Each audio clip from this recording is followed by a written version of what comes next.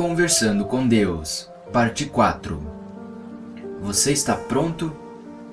Acho que sim. Bom, lembre-se de que pediu essa explicação.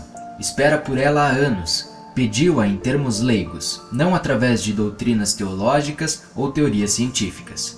Sim, eu sei o que pedi. E tendo pedido, receberá. Agora, para simplificar as coisas, usarei o seu modelo mitológico dos filhos de Deus como uma base para a discussão, porque é um modelo com o qual está acostumado e que, de muitos modos, não está muito distante da realidade. Então, vamos voltar a como esse processo de autoconhecimento deve funcionar. Há um modo pelo qual eu podia ter feito todos os meus filhos espirituais se conhecerem como partes de mim. Simplesmente dizer-lhes o que eram.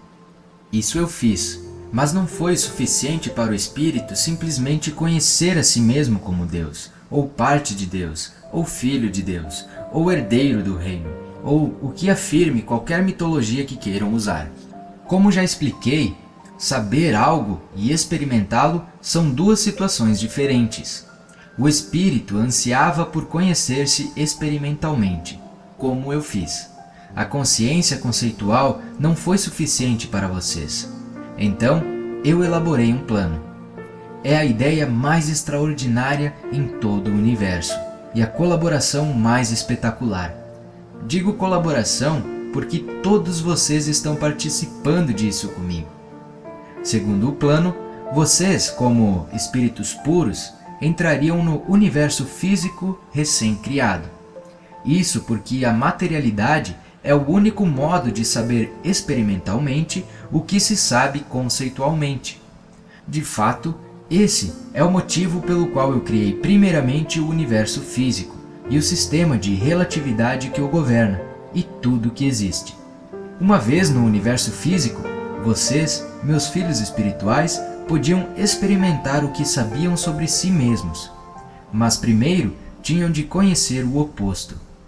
Explicando isso de um modo simplista, vocês não podem saber que são altos se não souberem o que é ser baixo.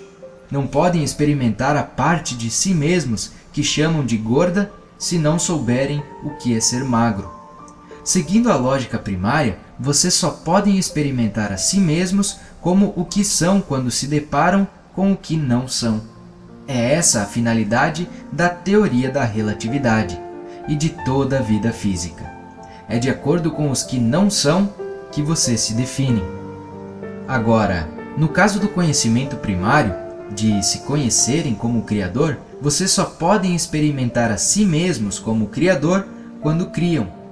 E só podem criar a si mesmos quando se destroem. Em certo sentido, primeiro tem de não ser para ser.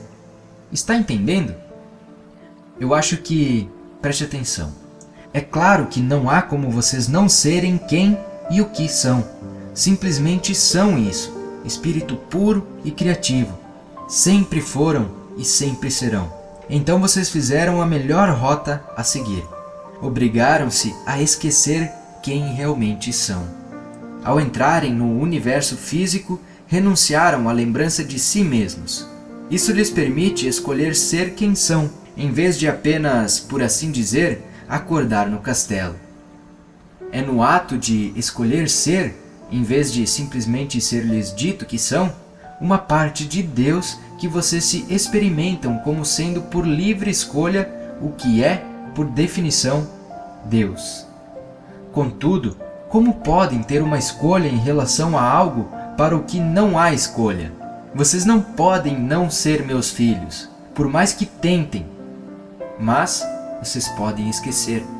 Vocês são, sempre foram e sempre serão uma parte divina do todo divino, um membro do corpo.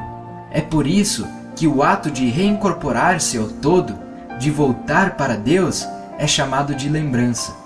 Vocês de fato escolhem lembrar quem realmente são, ou unir-se às suas várias partes para experimentar o seu todo, ou seja, tudo de mim. Portanto, sua função na Terra não é aprender, porque vocês já sabem, mas sim lembrar-se de quem são e de quem todas as outras pessoas são. É por isso que uma grande parte de sua função é lembrar aos outros, isso é, relembrar, para que também possam lembrar-se. Todos os maravilhosos mestres espirituais têm feito justamente isso. Esse é o seu único objetivo, ou seja, o objetivo da sua alma. Meu Deus, isso é muito simples e também simétrico. Quero dizer, tudo subitamente se encaixa. Agora, vejo uma imagem que eu nunca havia reconhecido. Bom, isso é bom. Esse é o objetivo desse diálogo. Você me pediu respostas. Eu lhe prometi que as daria. Você fará desse diálogo um livro e levará as minhas palavras para muitas pessoas. Isso é parte do seu trabalho. Agora, você tem muitas perguntas a fazer a respeito da vida. Aqui, nós lançamos a base. Vamos a essas outras perguntas. E não se preocupe, se até aqui há algo que você não compreendeu bem, ficará claro dentro em breve. Tenho tantas dúvidas, há tantas perguntas que eu quero fazer, acho que deveria começar pelas principais, as óbvias, como por exemplo, por que o mundo se encontra nessas condições atuais? De todas as perguntas que o homem já fez a mim, essa é a que fez mais vezes, desde o início dos tempos, desde o primeiro momento vocês quiseram saber, por que tem de ser assim?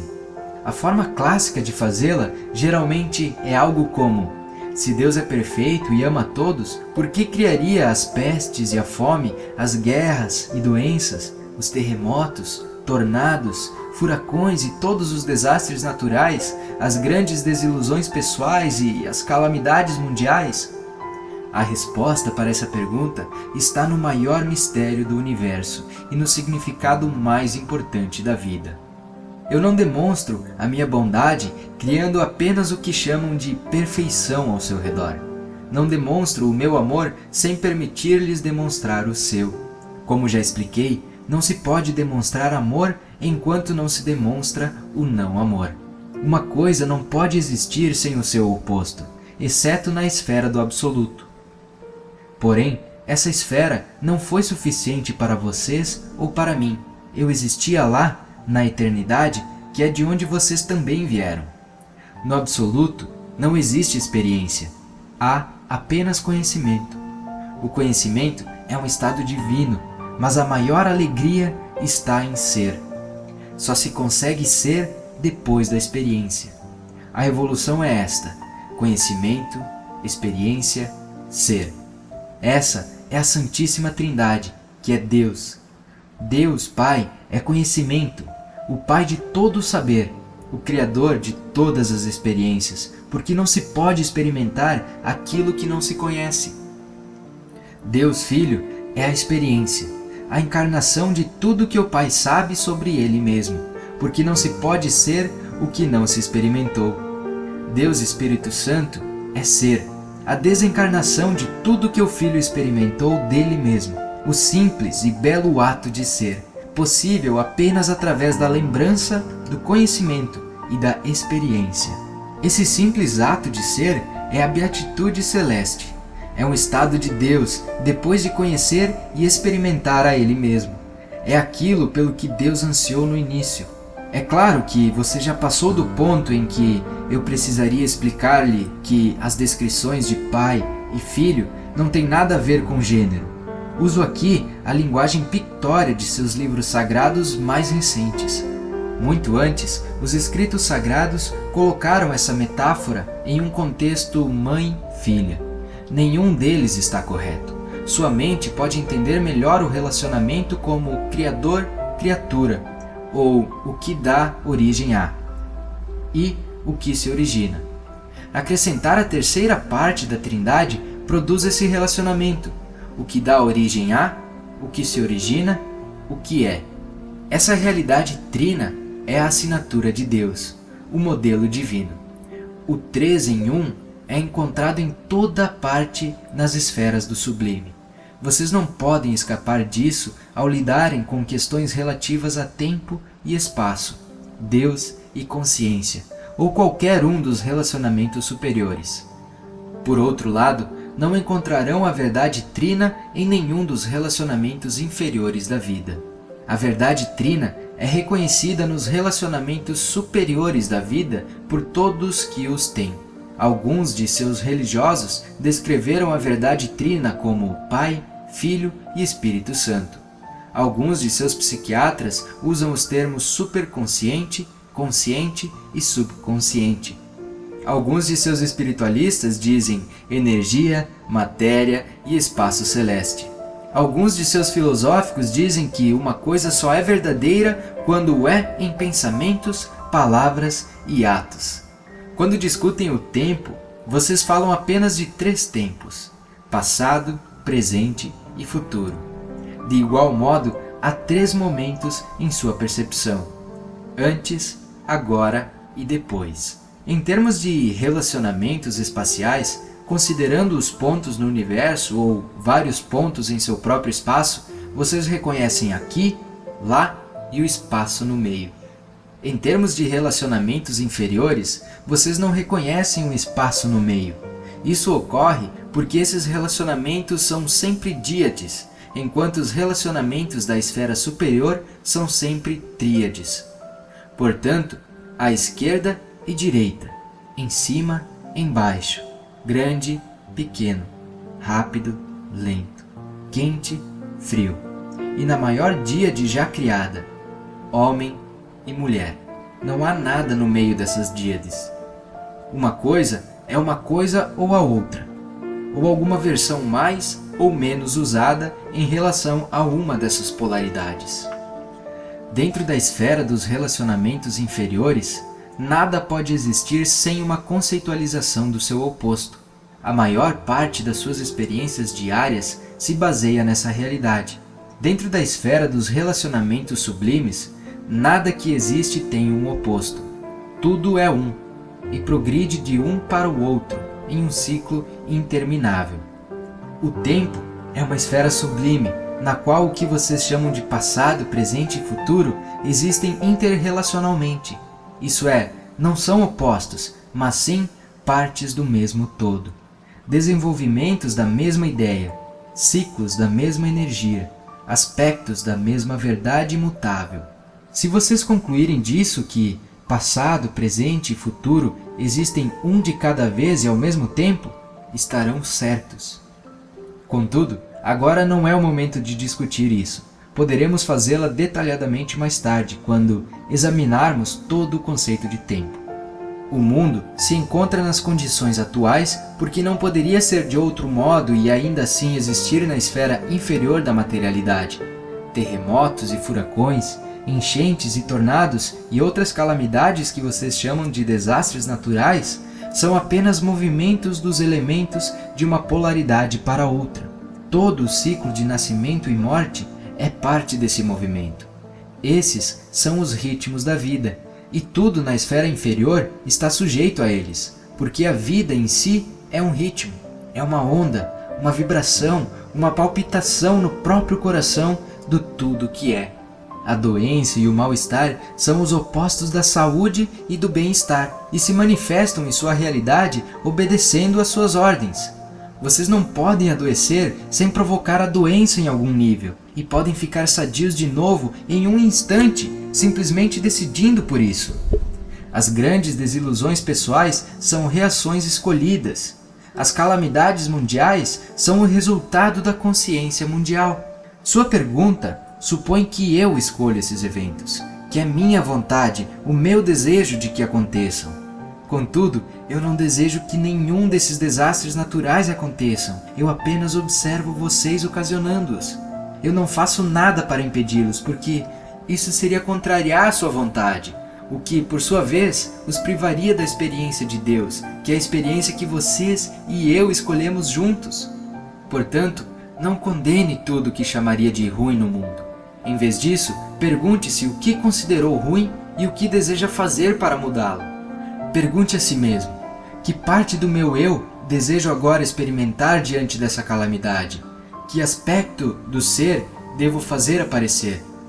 Porque toda a vida existe como um instrumento de sua própria criação, e todos os seus eventos meramente se apresentam como oportunidades para você decidir e ser quem é. Isso é verdadeiro para todas as almas, e portanto, você vê que não há vítimas no universo, apenas criadores. Todos os mestres que nasceram nesse planeta sabiam disso. É por esse motivo que nenhum deles se imaginava vitimizando, embora muitos literalmente tenham sido crucificados. Cada alma é um mestre, embora algumas almas não se lembrem de suas origens ou heranças. Contudo, cada qual cria a situação e condição para o seu objetivo mais elevado e a sua lembrança mais rápida, em cada momento chamado de agora. Então, não julgue o caminho kármico trilhado por outra pessoa. Não sinta inveja do sucesso e nem pena do fracasso, porque não sabe o que é sucesso ou fracasso na avaliação da alma. Não diga que algo é uma calamidade ou um evento feliz até decidir ou testemunhar qual é seu objetivo. Pois a morte é uma calamidade se salvar a vida de milhares de pessoas? E a vida é um evento feliz se só causar sofrimento? Contudo, não deve julgar nem mesmo isso. Guarde sempre para si mesmo as suas opiniões e deixe os outros fazerem o mesmo. Isso não significa ignorar um pedido de ajuda ou a ânsia de sua própria alma de trabalhar visando a mudança de alguma situação ou condição. Significa evitar rótulos, evitar os julgamentos enquanto faz o que quer que seja, porque todas as situações são uma dádiva e cada experiência é um tesouro oculto. Certa vez, existiu uma alma que sabia que era a luz. Sendo uma alma nova, ansiava por experiência. Eu sou a luz, dizia repetidamente, mas todo o seu conhecimento e todas as suas palavras não podiam substituir a experiência de ser a luz. E na esfera onde essa alma surgiu, só havia luz. Todas as almas eram sublimes e magnificentes, irradiavam o brilho de minha grande luz. E por isso, a pequena alma em questão era como uma vela sob o sol. No meio da luz maior, da qual era parte, não podia ver a si mesma, experimentar-se como quem realmente era. Acontece que aquela alma desejava muito conhecer a si mesma. Tão profundo era esse desejo que um dia eu lhe disse: "Você sabe, pequena alma, o que deve fazer para satisfazer o seu desejo?" "Ah, o que, Deus? O que? Eu farei qualquer coisa", disse ela. "Deve separar-se do restante de nós", disse eu, e então evocar a escuridão. "O que é a escuridão, ó Santíssimo?", perguntou a pequena alma. "O que você não é." E a alma compreendeu. Afastou-se do todo, chegando a ir até outra esfera. Nela, teve o poder de experimentar todos os tipos de escuridão, e o fez. Contudo, no meio daquelas trevas, gritou: "Pai, pai, por que me abandonastes?" Vocês têm feito isso em seus momentos mais difíceis. Entretanto, eu nunca os abandonei. Estou sempre ao seu lado, pronto para lembrar-lhes quem realmente são, para chamá-los de volta ao seu lar. Por isso, sejam uma luz na escuridão e não a amaldiçoem. E não se esqueçam de quem são nos momentos em que forem rodeados pelo que não são. Mas louvem a criação mesmo quando tentarem mudá-la. E saibam que aquilo que fizeram no seu momento de maior sofrimento poderá ser a sua maior vitória, porque a experiência que criam é uma afirmação de quem são e de quem desejam ser. Eu lhe contei essa história, a parábola da pequena alma e do sol, para que você pudesse compreender melhor por que o mundo se encontra na situação atual e como ele poderá mudar no momento em que todos se lembrarem da verdade divina de sua realidade mais transcendente. Há aqueles que dizem que a vida é uma escola e que as coisas que o ser humano observa e experimenta em sua vida visam o seu aprendizado. Eu já disse isso antes e eu vou repetir. Vocês vieram a esse mundo sem nada a aprender. Só têm de demonstrar aquilo que já sabem. Ao demonstrá-lo, vocês se recriam através de suas experiências. Dessa forma, justificam a vida, dão-lhe um objetivo e tornam-na sagrada.